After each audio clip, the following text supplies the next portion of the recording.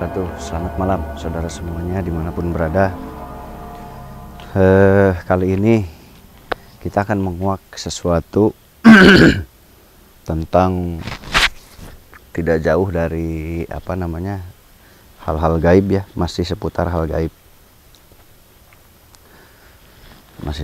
gaib. Tetapi mungkin kali ini saya berbagi kisah dulu ya. Kisah tentang ya hal-hal yang terjadi di luar di luar kamera ya. Hal yang terjadi di luar kamera atau di luar shootingan. Jadi terkadang banyak hal gaib yang tidak masuk kamera, banyak hal gaib yang tidak masuk di acara gitu ya. Banyak sebetulnya kejadian-kejadian hal-hal aneh itu banyak. Ketika mengobati pasien, kadang-kadang kita nggak ambil gambar. Banyak sekali kegiatan saat mengobati pasien nggak diambil gambar gitu. Karena nggak bawa kamera atau karena memang dadakan gitu. Jadi sehingga tidak bisa diambil gambar saat kegiatan full. Tapi nanti kedepannya mungkin kita adakan kegiatan full diambil kamera ya saat pengobatan dan lain-lain. Ya, supaya banyak wawasan juga, banyak pengetahuan sehingga kita bisa punya persiapan gitu. Jadi sedia payung sebelum hujan, atau kita minimal bisa meminimalisir gangguan-gangguan yang seharusnya menyerang kita jadi nggak menyerang kita. Tuh.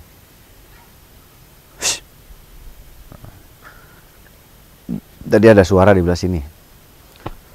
Mungkin suara itu mau kenalan kayaknya.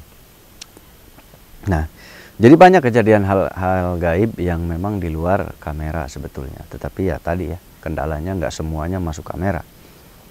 Nah, kali ini lagi viral kebetulan kita kenal juga dengan tim-tim yang membuat film itu ya. Gitu. Rencananya nanti akan membuat film di sini juga nih. Kalau jadi. Nanti setelah ini kan film ini udah tayang ya, film Pina udah tayang. Rencananya kalau jadi mau bikin film juga di sini. Mudah-mudahan jadi nanti masih tim itu juga ya. Tapi nggak tahu jadi atau enggak. Soalnya udah lama sayanya nggak megang HP. Kalau sutradaranya ngontek, saya baru buka seminggu kemudian. Kasihan ya Pak sutradaranya, kasihan. Sayanya so sibuk. Kadang beliaunya nge-WA 1 minggu baru kebuka HP saya. Aduh. Saat itu saya mengawal orang yang membuat film ya. Ada orang yang membuat film mistik, Pak sutradaranya minta bantuan untuk dikawal gitu. Nah, ya akhirnya saya datang ke sana. Saya datang lalu membantu ya sebisanya lah agar hal-hal yang tidak diinginkan tidak terjadi. Karena kan di film mistik itu kadang banyak adegan yang memakai kostum-kostum hantu ya. Itu terkadang bisa diganggu beneran loh. Pernah ada kejadian waktu Ki Joko Bodo ya. Waktu Ki Joko Bodo kebetulan waktu itu kalau Ki Joko Bodo senior, kalau saya junior. Cuman waktu Ki Joko Bodo tuh waktu itu di Cibubur ya. Cibubur. Nah, di situ gitu ada acara syuting buat salah satu TV ya. Nah, di situ ada Ki Joko Bodo. Kalau saya belum begitu dikenal oleh beliau-beliau ya. Nah, tetapi saya diajak oleh temannya yang main film gitu. Jadi khusus saya mendampingi salah satu artis gitu. Saya mendampingi salah satu artis, bertemu. Kalau Ki Joko Bodo kan mendampinginya keseluruhan dari sutradara ya. Nah, kalau saya khusus mendampingi salah satu artis pemeran utamanya. Nah, akhirnya Ki Joko Bodo sebetulnya kecil ya, sebesar saya Ki Joko Bodo tuh. Sebesar saya. Waktu itu bertemu ngobrol-ngobrol, sempat ngobrol sama beliau. Nah, di saat itu kita menemukan kejadian-kejadian aneh tuh. Salah satu contoh ada yang berperan menjadi pocong ya. Itu tiba-tiba di HP salah seorang yang ikut ya, tim, kru semua di situ. Tiba-tiba saat video itu buat dokumentasi pribadi ya, itu ada putih-putih di belakangnya jauh. Ada putih-putih jauh ya, tapi jauh gitu. Itu loncat-loncat. Kenapa? Karena ternyata mereka juga menyadari bahwa saat syuting acara seperti itu ternyata beresiko untuk diganggu makhluk halus. Bahkan ketika sampai rumah ya, itu ada yang pas nyampe rumah dia ada gangguan. Persis seperti yang di lokasi syuting. Dimimpikan dan lain-lain. Pokoknya gangguan-gangguan di acara mistik itu memang terkadang terbawa sampai ke rumah, terkadang kebawa sampai ke keluarga. Nah, saat itu ini di luar bareng sama Ki Joko Bodo ya. Baru-baru ini ada syuting viral lagi. Syuting viral itu di salah satu di jembatan itu memakan korban. Ya, memakan korban seorang wanita. Lalu diadakan syuting. Saya ikut mantau dari jauh. Agar tidak ada gangguan. Kenapa? Karena dikhawatirkan kalau ada korban begitu nanti si jin yang ada di wilayah situ tuh suka ikut ngeganggu, menyerupai dia lah, apalah gitu. Bahkan kadang-kadang di yang nonton filmnya aja kadang-kadang kerasukan loh. Itu akibat apa? Si jin itu ngejiplak. Kejadian itu. Lalu masuklah kerasukan dan lain-lain. Kita di luar konteks itu, saat saya memantau di jembatan, itu ada salah satu tim tiba-tiba jatuh, pas jatuh kepleset, serudut, terus dia memegang rumput, ya, jatuhnya tuh megang rumput gini, serudut, nah megang gini, nah pas dibuka ternyata itu rumput itu ada batunya, ternyata, lalu konsultasikan ke saya, kata saya, oh ini hak kamu bawa aja. Nah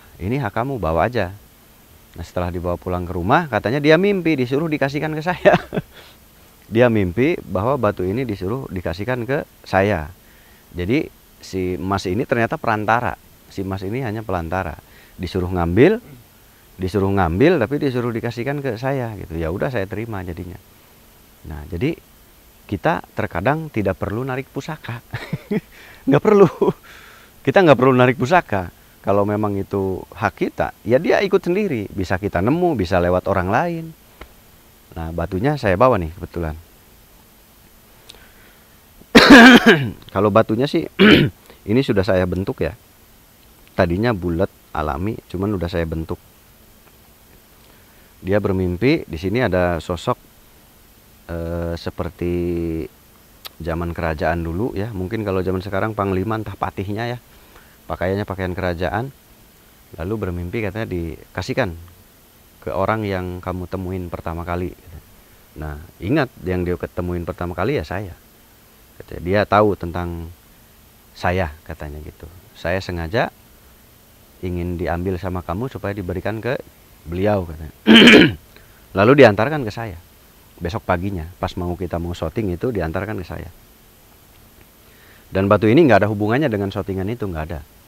Nah, nggak ada hubungannya dengan syuting mistik. Ini memang di tempat itu ternyata memang ada tempat yang dikeramatkan ya, tempat leluhur zaman dulu, pejuang zaman dulu di zaman kerajaan, dan memang di situ dijaga dan masih dilestarikan.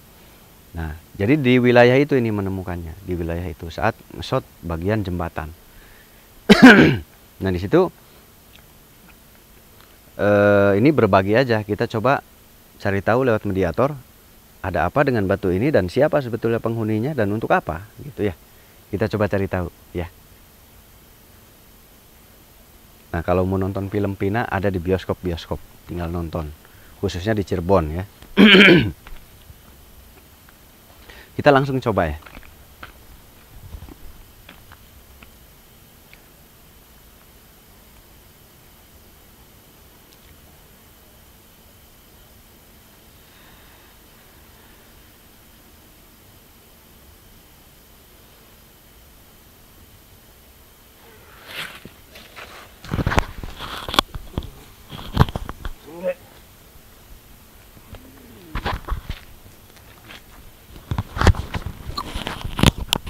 Assalamualaikum.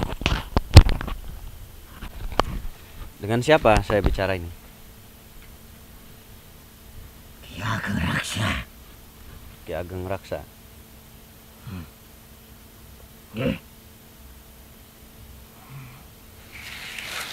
Ki Ageng Raksa sudah lama ada di tempat itu. Sudah lama Ki Ageng. Sudah lama. Ada tugas apa? Kenapa tinggal di situ? Menjalankan tugas atau memang tempat tinggalnya di situ? Atau dulunya bagaimana bisa ada di situ? Panjang diceritakannya. Panjang ceritakan. Aku memang ditugaskan, tapi di samping itu ada sesuatu yang terselip atau ada maksud tertentu. Maksud tertentu. Hal apa itu? Tentang penglihatan, atau manusia menyebutnya sebagai ramalan. Ramalan. Ramalan tentang akan ada di zaman saat ini.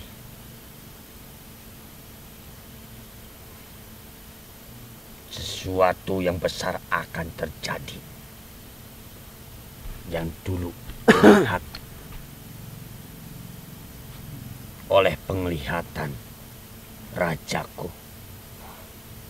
di zaman ini akan ada hal yang besar terjadi, sesuatu hal. Iya. Hal apa itu? Tentang manusia atau tentang alam? Tentang alam dan manusia akan saling berbenturan. Yang dimana aku tidak bisa menyebutkan secara seutuhnya, karena memang tidak diperbolehkan.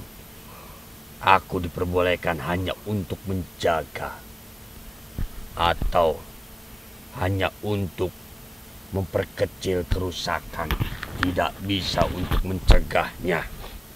Karena itulah aku ditugaskan oleh rajaku sampai ke zaman ini dan bertemu denganmu untuk menyampaikan sesuatu ini. Oh, ada yang mau disampaikan? Iya. Dulu rajaku memiliki sebuah penglihatan yang kebenarannya dari penglihatan itu tidak diragukan lagi. Sudah sering beliau melihat segala sesuatu, dan itu menjadi kenyataan. Pada suatu hari, rajaku sedang bertidur dan melihat akan terjadi di zaman ini sesuatu yang besar, katanya seperti itu, yang akan mengakibatkan alam dan manusia menghancurkan segalanya.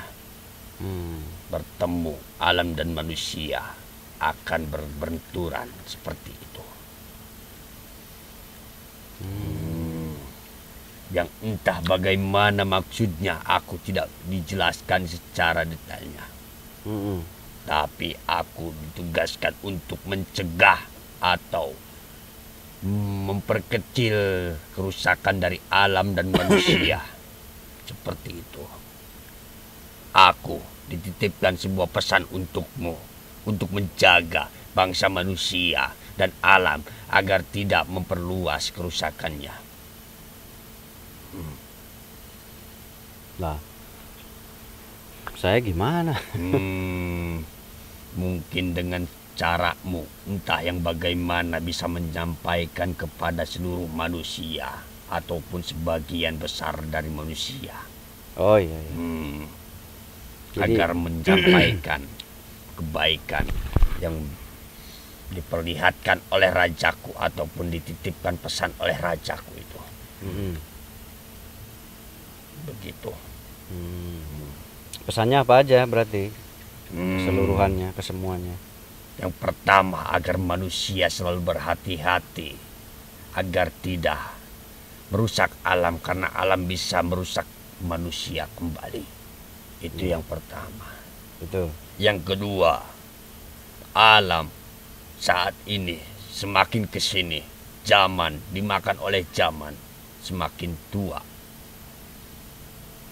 Dan tidak lama lagi, yang sudah tua namanya pasti akan ada kehancuran. Iya. Tapi tidak secara sekaligus, pasti ada tahapannya. Iya. Nah, karena itulah alam sekarang bertahap menghancurkan dirinya secara perlahan. Di dalam kehancurannya secara perlahan pasti mengakibatkan manusia juga akan terseret kehancurannya secara perlahan. Iya, betul. Karena itulah rajaku menitipkan pesan agar untuk menjaga keluarga kalian, keluarga yang jauh ataupun yang dekatnya, untuk selalu menanam kebaikan di dalam alam ini. Gitu. Iya, iya. Jadi di zaman-zaman sekarang kita harus betul-betul bisa menjaga alam ya. Iya. Di samping kerusakan dari alam, manusianya sendiri sekarang saling rusak merusak. Iya, zamannya seperti itu sekarang. Karena itulah, hai kalian manusia, janganlah kalian merusak sesama ataupun makhluk-makhluk seperti kalian harus saling menjaga, jangan merusak. Karena jika kalian tetap merusak seperti itu, maka aku pastikan alam akan membalas kalian semua secara serentak. Iya. Akan menghancurkannya lebih cepat dari waktu yang sudah ditentukan. Seperti itu. Gitu, berarti. Iya. Terus kenapa sampean bisa ada di batu itu? Gimana ceritanya kok bisa nyampe ada di batu? Dulu aku tidak berada di dalam batu itu. Aku berada di dalam kerajaan. Yang pada waktu itu rajaku atau junjunganku setelah melihat penglihatannya itu, dia menugaskan banyak prajurit yang lain untuk mendiami salah satu mustika itu. Tapi banyak yang tidak sanggup untuk mendiami mustika itu. Sebelum aku tinggal di sana, ada beberapa prajurit yang lain menempati tempat itu atas perintah rajaku. Tapi mustika itu bukan sembarang mustika. Para prajurit itu tidak mampu mendiami mustika itu. Para prajurit itu nggak mampu. Mustika apa tuh? Yang ada di tanganmu itu. Oh, batu ini. Karena itu dulunya bukan. Sejarahnya panjang jika diceritakan dari bangsa manusia. Dulunya bukan Aki. Oh, pernah ditugaskan kepada yang lain. Iya. Dan mustika itu pernah diperebutkan juga oleh bangsa manusia. Oh, gitu. Iya. Sebelum Aki ada di situ? Iya. Berarti sudah punya kekuatan bawaan ya? Iya. Sudah punya aura bawaan. Iya. Barang siapa yang masuk ke dalam mustika itu, kekuatannya akan berlipat ganda dari bangsaku. Kenapa yang lain nggak ada yang masuk ke situ? Tidak sanggup. Karena kekuatannya jauh di bawah mustika itu. Hanya kekuatan tertentu saja yang mampu mendiami mustika itu. Yang akan berlipat ganda setelah mendiami tempat itu. Saya jadi ingat ke laboratorium ya, yang ada di UI atau di UP itu ya, maaf ya kalau salah.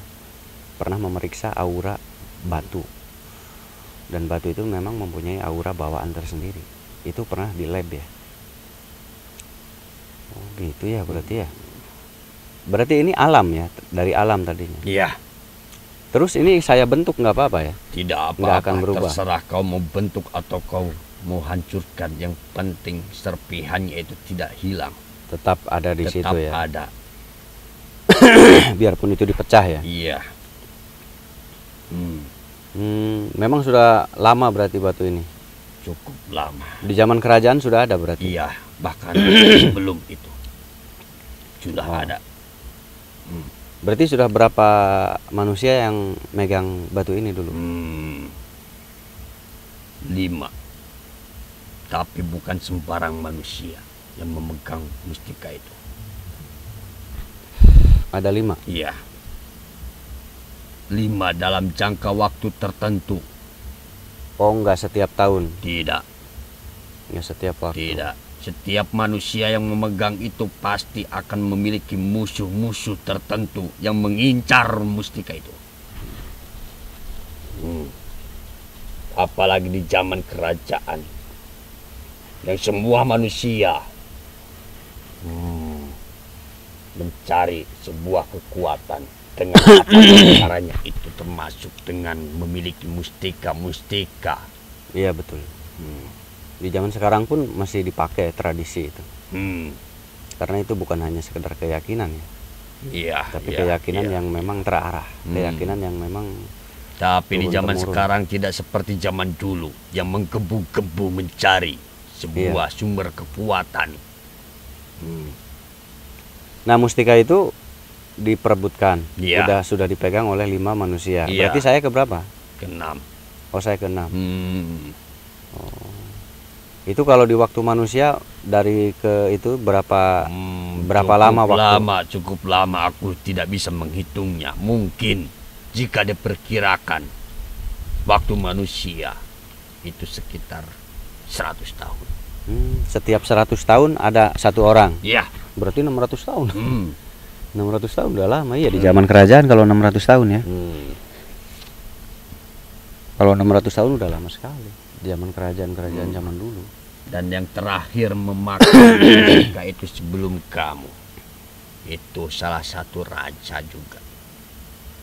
Yang raja mungkin dikatakan raja terakhir di dalam kerajaan itu.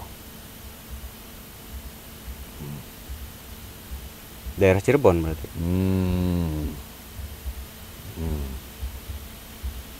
Iya.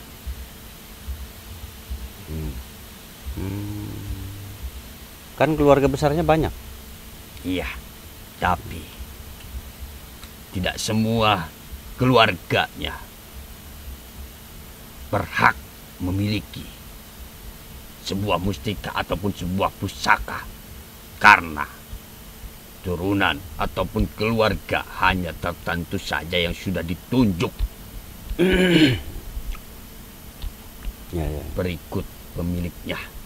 Ya, siapapun dia ya. Meskipun bukan keluarga. Meskipun kalau memang tidak keluarga, yang terpenting manusia itu sudah ditunjuk. Ya. Meskipun bukan keluarga bisa ya. Iya kan keluarganya banyak, kenapa ke saya gitu ya. Kan bingung. Nah, berarti yang memegang ini tuh kebanyakan apa, siapa, untuk apa? Kan biasanya sebuah benda yang beraura itu punya khasiat. Banyak. Atau fadilah kalau kata kita ya. Banyak. Banyak. Aku ceritakan yang sebelum kamu. Ya. Beliau salah satu dari kerajaan memakai ataupun mengamalkan mustika itu untuk sesuatu yang besar. Sesuatu yang besar bagi manusia. Bahkan juga bisa katakan untuk alam. Yang pertama untuk menambah kekuatan dirinya sendiri. Supaya bisa melindungi semua rakyatnya dari gangguan-gangguan dari bangsa jin dan manusia. Bangsa jin dan manusia. Iya, karena sebuah ataupun seorang raja wajib memiliki kekuatan yang mampu melindungi rakyatnya dari gangguan apapun. Yang kedua, manfaat dari mustika itu mampu menjadi pagar ataupun pelindung dari alam ataupun amukan-amukan alam. Tapi ingat, itu hanya jalan mustika itu ya. Iya. Jangan salah paham kamu.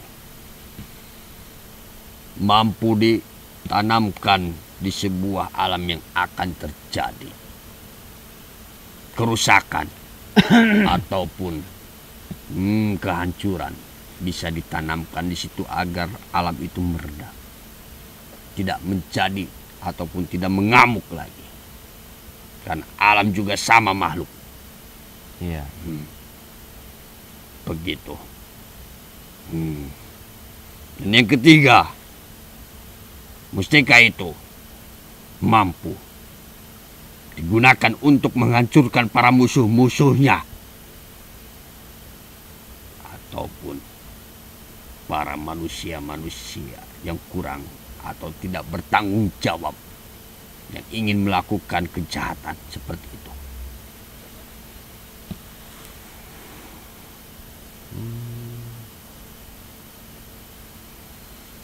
Jadi yang memegang ini semuanya punya kekuasaan. Iya. Dan yang terakhir, kamu memegang mustika ini jangan dianggap sepele karena kamu ditunjuk untuk mengemban sebuah tugas yang cukup berat tapi mulia. Pergunakanlah mustika ini sebaik mungkin. Jagalah manusia, jagalah alam, jagalah bangsa jin agar tidak saling bermusuhan ataupun tidak merusak satu sama lain.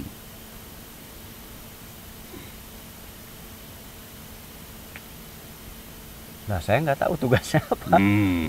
Tugasnya. Saya bukan pemerintah juga. Nggak punya jabatan apapun. Tidak mempunyai jabatan itu tidak menjadi. Tidak apa-apa.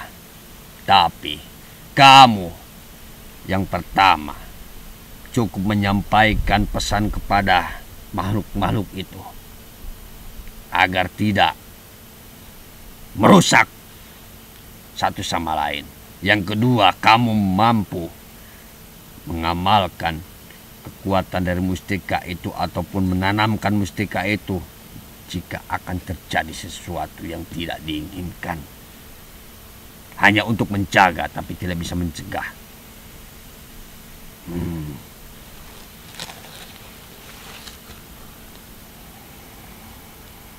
Hanya untuk menjaga. Tapi tidak bisa mencegah seutuhnya. Karena alam itu urusan Tuhan ya. Yang Maha Kuasa. Ya, paham. Tapi berarti alam fungsi juga makhluk. Fungsi aki ini ada di batu itu apa yang dikerjakan? Aku mengerjakan jika diperintahkan apapun, termasuk untuk meningkatkan sumber kekuatan. Jika ditanamkan sebagai pagar, aku akan memperkuat. Jika mustika itu dijadikan ujung tombak untuk menghancurkan kerusakan, aku yang paling depan menghancurkannya. Oh, kayak santet, sihir dan lain-lain itu kerusakan manusia. Jika untuk menghancurkan musuh-musuh manusia yang tidak bertanggung jawab, jin yang tidak bertanggung jawab ataupun ingin melakukan kejahatan, aku siap paling depan. Oh iya, paham. Berarti ini untuk media penghancuran santet ya, untuk pengobatan berarti ya. Untuk apapun itu, untuk membantu manusia juga aku siap. Terus imbalannya apa, Ki? Aku tidak memiliki imbalan karena aku terikat sumpah untuk rajaku atau junjunganku. Biasanya ada imbalan, minta Tidak. imbalan. Aku tidak membutuhkan itu. Aku bisa mencarinya sendiri. Imbalan dari manusia tidak akan mengenyangkan perutku. Yang makannya aku lebih banyak dari bangsa manusia. Jika manusia menginginkan atau memberi makan aku, tidak akan mampu karena perutku lebih besar. Mungkin jika kalian atau manusia ingin memberiku makan, mungkin jika dihitung makanan manusia lebih dari 1000 manusia untuk sekali makan aku. Banyak banget. Tekor tuh. Karena itulah aku tidak membutuhkan imbalan. Apapun aku makan bisa mencari. Iya. Kekuatan aku bisa mencari. Rumah aku sudah ditetapkan oleh junjunganku. Aku tidak membutuhkan apapun. Bisa tekor tuh habis, ngasih makan satu aja tekor tuh habis. Ya berarti yang dulu memasukkan Aki itu siapa? Masuk sendiri atau ada manusia yang membantu? Membantu. Oh ada. Ada. Kenapa bisa dimasukkan ke situ? Kenapa Aki yang dipilih masuk ke situ? Iya. Iya. Karena Kok yang dipilih para Aki? prajurit waktu itu tidak sanggup. Rajaku kebingungan. Iya. Dia sudah ke sana ke sini tidak ada yang mampu. Rajanya tuh manusia atau dari bangsa Aki? Bangsaku. Oh. Terus kenapa nggak rajanya yang masuk ke situ? Nggak bisa juga dia, nggak Tidak kuat bisa. juga. Setelah rajaku kebingungan, dia tidak sengaja bertemu salah satu manusia yang pada saat itu sedang mengemban sebuah tugas yang besar. Tugas apa itu? Menyebarkan sebuah agama yang waktu itu aku juga masuk. Ya. Pada waktu itu, rajaku bertemu tidak sengaja dengan manusia itu. Entah kebetulan ataupun sudah direncanakan, aku tidak mengetahuinya. Iya. Manusia itu bilang kepada rajaku itu, jika ingin menaklukkan mustika itu, harus dengan seizin yang maha kuasa. Betul. Dan untuk mendapatkan izinnya itu, tidak semudah yang kau pikirkan meskipun kau memiliki kekuatan ataupun ilmu-ilmu paling hebat di muka bumi ini, tidak akan mampu jika tidak ada izin dari yang maha kuasa. Begitu katanya. Betul, manusia betul. itu. Ya, betul. Lantas rajaku bertanya, bagaimana caranya Tuan? Jika ingin ini memasuki ini karena kami memiliki sebuah tugas yang mulia. Manusia itu mengatakan, baiklah jika seperti itu. Aku akan membantunya. Tapi dengan satu syarat, kalian semua harus meminta izin dengan cara memasuki ajaran-ajaranku. Waktu itu rajaku sempat menolaknya karena tidak mengetahui ajaran apa yang dibawanya. Tidak terjadi apa-apa begitu rajaku tidak mau pergi dulu. Setelah rajaku berpikir dengan begitu lamanya, sampai dia melihat sesuatu yang entah tidak terlihat wujudnya, hanya sebuah cahaya.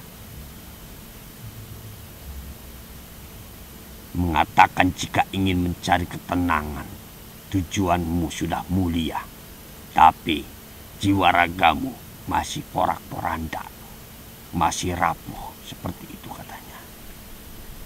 Setelah dipikir-pikir, rajaku kembali menemui manusia itu dan mengatakan apa yang terjadi di penglihatannya itu. Lalu manusia itu mengatakan, itulah yang dimaksud oleh yang tidak terlihat sosoknya itu, agar kau membuka hati, pintu hatimu, agar semuanya menjadi tenang, kenyamanan, tidak rapuh. Masuklah seperti itu. Setelah masuk ke ajarannya, tidak langsung mengucapkan sebuah kalimat, tapi melihat dulu bagaimana caranya, mengikuti kebaikannya. Jalannya diikuti semua.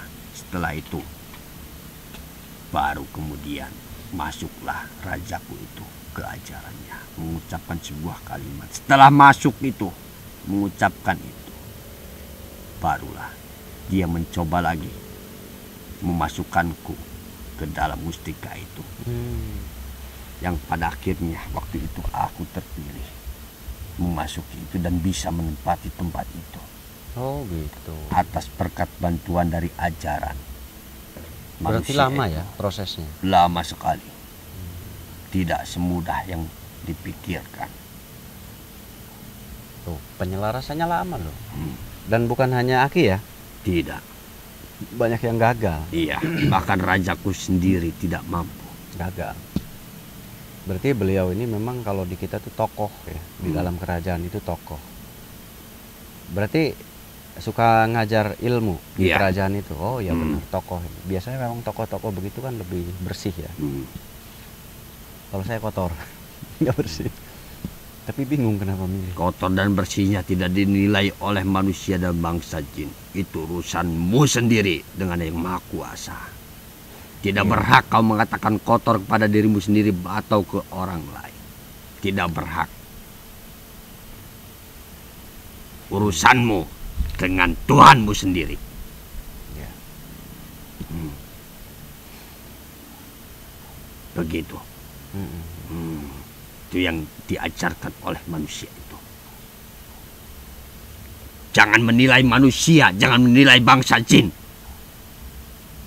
Yang berhak menilai yang maha kuasa. Cukup jalankan kewajibanmu saja. Jalankan tugasmu saja. Ya. Tuh. Jadi jangan mudah melecehkan orang lain.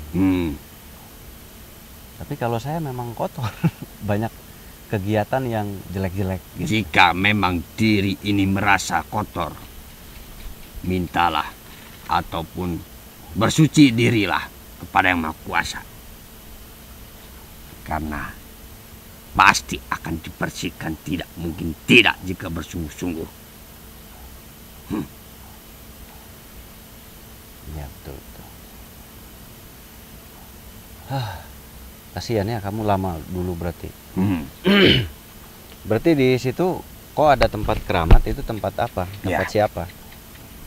Keramat itu dulu didiami oleh bangsa jin yang jahat-jahat, yang kotor-kotor. Oh awalnya. Iya, tempat itu dijadikan sebuah pesugihan. Oh Sebelum dulunya. aku datang ke tempat itu, Iya. Terus? dulu sering terjadi tumbal-tumbal dari minta anak-anak tumbal. manusia di sana. Waduh. Bahkan ada yang memberikan ibu kandungnya sendiri dari bangsa manusia agar dijadikan ataupun pertukaran dengan sebuah Dengan harta. harta ya. Aduh. Parah ini. Karena itulah aku ditugaskan untuk mendatangi tempat itu, mensucikan tempat itu, menghancurkan semuanya, dan aku ratakan semuanya tempat itu agar tidak terjadi lagi sebuah tumbal-tumbal manusia-manusia yang tidak berdosa itu. Kok Aki bisa nyampe ke situ? Iya. Bisa tahu? Aku awalnya tidak mengetahui. Aku diperintahkan oleh rajaku karena rajaku melihat itu semua atas dari perintah manusia yang mengajari itu. Karomahnya itu mampu memberikan bisikan kepada rajaku itu. Iya ya. Lalu Aki berangkat. Iya. Aku berangkat ke tempat itu dan sampai bertemu dengan manusia yang mengantarkanku ke tempatmu itu. Jadi situ pesugihan dulu. Iya. Banyak orang datang ke situ. Iya. Sampai Sekarang minta hanya tumbal. jin-jin yang jahat, yang sedikit nakal. Kenapa Itu tidak mereka apa-apa. Oh nggak apa-apa, itu wajar ya. Iya. Bukan jin pesugihan. Yang penting tidak memakan tumbal. Terus tempat keramat itu jadi apa dong sekarang? Sekarang Iya. terkadang memang ada manusia yang meminta ke situ. Iya. Tapi aku tendang. Maksudnya diusir. Iya. Aku takut-takuti dia supaya dia tidak jadi meminta ke tempat itu. Iya soalnya terbengkalai ya. Hmm. Terbengkalai. Tidak ada. Katanya itu tempat itu zaman dulu, pahlawan zaman dulu katanya. Itu memang di luar manusia itu mah. Aku tidak ikut campur urusannya. Yang terpenting yang dibilang tempat itu sakral. Iya. Ataupun ini sudah beres. Urusan manusia mau menganggap tempat itu sebagai apa, sebagai pahlawan atau apa, aku tidak ingin tahu. Iya katanya itu sebagai pahlawan pejuang zaman kerajaan dulu. Ya memang katanya seperti itu. Berarti Aki belum tahu sebenarnya tempat itu. Untuk duduk permasalahan tempat itu secara sepenuhnya aku tidak mengetahui karena aku datang ke tempat itu baru-baru ini. Karena tempat itu sudah dikuasai jin-jin jahat itu. Iya, tapi tidak semua tempat itu. Tidak semua tempat itu. Oh yang batu itu aja. Iya, Nah ini yang di belah sini kan ada makam. Itu. Nah, itu yang jika saya ingin maksud. mengetahui ada jin yang menempati tempat itu. Yang saya maksud tuh yang makam, bukan yang batu besar belah sana. Yang makam. Ya kalau Sebelah. Aki kan ditemukan dekat batu besar si Aki ini. Batu itu ditemukan dekat batu besar, terus ada Iya. menemukan batu. Iya. Nah di sebelah sininya kan ada makam tuh yang suka didatangi banyak orang yang sampai Iya, sekarang. aku tahu. Ya maksudnya ya makam itu nggak ada hubungannya dengan yang batu belah sana. Tidak ada. Tidak ada. Kalau Aki membasmi yang di batu Iya, itu, oh iya. ya paham. Ya. Nah yang di makam ini tahu nggak apa siapa? Aku tidak mengetahui sepenuhnya. Oh nggak. Tapi aku mengenali dari yang menempati tempat itu bangsaku juga. Katanya beliau sosok yang arif bijaksana. Begitu. Zaman dulunya. Iya. Yang menebarkan kebaikan-kebaikan ataupun menghancurkan semua. Karena waktu itu tempat itu katanya sering terjadi kerusakan-kerusakan dari bangsa manusia. Ada yang menebas kepalanya, ada yang menghancurkan, menyeret wanita-wanita sebelum datangnya manusia itu. Itu pengaruh jin-jin jahat di situ ya? Iya, Jadi iya. banyak kejadian di situ. Nah, setelah datang itu semuanya beres dari bangsa manusia. Makanya dari itu beliau sangat berjasa sekali. Oh jadi menyebarkan agama, Iya, pemahaman. iya. Dulunya di situ jahiliyah. Banyak orang semena-mena semaunya zaman jahiliyah. Iya. Nah, kalau semenjak ada beliau mungkin mengajarkan hukum, tata cara hidup, ya. Menjadi lebih baik lagi. Hidup manusia jadi lebih tertata. Itu bagus, bagus. Terima kasih Ki ya. Iya. Nanti saya jelaskan pelan-pelan. Terima kasih Ki. Silahkan kalau mau pulang. Baik, sama-sama. Saya jaga hati-hati Ya. ketika itu. Saya jaga. Untuk lebih jelasnya akan kujelaskan sepenuhnya nanti. Ya, Karena aku tidak bisa memakai tubuh ini. ya. Terima kasih Ki. Aku pamit ya. Assalamualaikum warahmatullahi wabarakatuh. Waalaikumsalam warahmatullahi wabarakatuh. Batunya segede ini. Tadinya bulat, saya bentuk aja. Tadinya bulat, saya bentuk aja. Tadinya mau dibikin kalung. Cuman saya nggak pakai kalung. Jadi nggak jadi pakai kalung. Terus kurang hobi juga. Nah, jadi gini. Ternyata si Aki ini memang datang ke situ sengaja untuk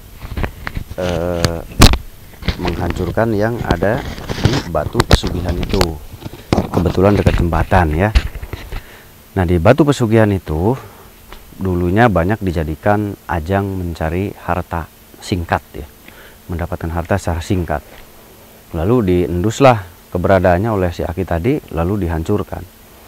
Nah tetapi di dekat batu itu ternyata kurang lebih 50 meter ya, itu ada makam pahlawan zaman kerajaan ya. Entah itu panglima perang, entah apa, saya lupa, nggak nanya. Nah ternyata itu beda wilayah dengan si Aki ya, beda wilayah, dan si Aki pun nggak mencari tahu tentang si panglima perang yang ada di situ. Nah tapi ya mungkin itu privasi ya, karena berbeda urusan, berbeda tujuan. Sebetulnya tujuannya sama, tetapi caranya yang berbeda. Kalau si Aki lebih membasmi bangsa jin, kalau panglima itu dulunya lebih mengedukasi masyarakat. Katanya di situ dulunya di masyarakat itu memang masih betul-betul awam dengan ilmu kehidupan. Datang si panglima itu mengajarkan ilmu kehidupan, mengajarkan ilmu-ilmu hukum dalam kehidupan. Ini nggak boleh, itu nggak boleh gitu. Kalau kita nggak tahu pelajaran ya serba boleh aja gitu. Tetapi dengan pelajaran kita tahu, menurut umum nggak boleh, tetapi terkadang itu dibolehkan. Karena menurut umum tidak mempelajari lebih dalam apa yang disebut nggak boleh, kenapa nggak boleh, tapi kenapa boleh. Hal yang tidak boleh tetapi boleh, nah ini yang harus dikaji. Ini tidak untuk umum. Pelajaran ini tidak untuk umum, ini untuk orang-orang khusus yang ahli di bidangnya. Ketika kita menganggap hal itu tidak boleh, tetapi dilakukan oleh orang lain boleh. Nah, itu berarti ada sesuatu yang dibolehkan. Nah, ini yang harus dipelajari oleh orang-orang khusus, gitu, orang-orang yang ahli di bidangnya. Kalau kita menganggapnya hal itu nggak boleh loh, tetapi kok dia melakukan itu. Nah, hanya yang ahli di bidangnya, pakarnya, dialah yang tahu. Kalau bukan pakar, bukan ahli, nggak akan nyambung, gitu. Namanya ilmu aturan ya seperti itu, bertabrakan. Bertabrakan dengan realitas, bertabrakan dengan keadaan, bertabrakan dengan sebenarnya, bertabrakan dengan kehidupan manusia. Terkadang aturan sekalipun yang sudah dikaji itu masih bertabrakan. Makanya setiap aturan yang ada di dalam pelajaran kehidupan kita sehari-hari manusia itu akan selalu bertabrakan, gitu, akan selalu bertabrakan dengan realita kehidupan manusia, kehidupan sosial manusia akan bertabrakan. Nah, saat bertabrakan di situ ada pengkajian ilmu lagi, bahwa yang ditabrak itu boleh atau tidak boleh. Akhirnya dibolehkan. Nah, itu untuk orang khusus tapi ya, bukan untuk awam. Nah, pokoknya rumit lah. Nah, jadi kembali bahwasanya ketika kita belajar, kita akan tahu. Dan tentang pusaka, kita nggak perlu narik-narik pusaka. Kalau memang itu sudah jodoh kita ya, dia akan datang sendiri. Satu ya. Dua, pusaka itu tidak mesti ditarik dari alam gaib. Dengan Anda nemu, itu mungkin jodoh Anda dengan cara nemu. Dengan Anda dikasih orang lain, yaitu mungkin jodoh Anda dengan dikasih orang lain. Ketika Anda membeli dari orang lain, berarti jodoh Anda dengan cara membeli. Karena apa? Pusaka itu akan mencari tuannya. Karena kenapa? Pusaka itu dijual, tetapi kenapa kita yang bisa membelinya? Berarti ya kita jodohnya. Karena kenapa nggak dibeli orang lain? Pusaka ini kenapa nggak dibeli orang lain? Tapi kenapa dibeli sama kita? Berarti ya jodohnya kita dengan cara membeli. Ada yang jodohnya pusaka itu dengan cara nemu. Ada yang pusaka itu jodohnya dengan cara diberikan oleh orang lain, dititipkan, dan lain-lain. Nah, jadi jodoh dengan pusaka itu banyak cara ya. Ada yang nemu lagi jalan, ada yang tiba-tiba lagi tidur, pas bangun di sampingnya ada pusaka. Tiba-tiba ada yang ngasih, ini buat kamu, gitu. Tiba-tiba dijual terus kita mau beli, gitu. Tiba-tiba kita mau beli aja. Lah itu udah memang narik sir. Jadi isi aura positif yang ada di pusaka itu memang narik kita harus beli, gitu.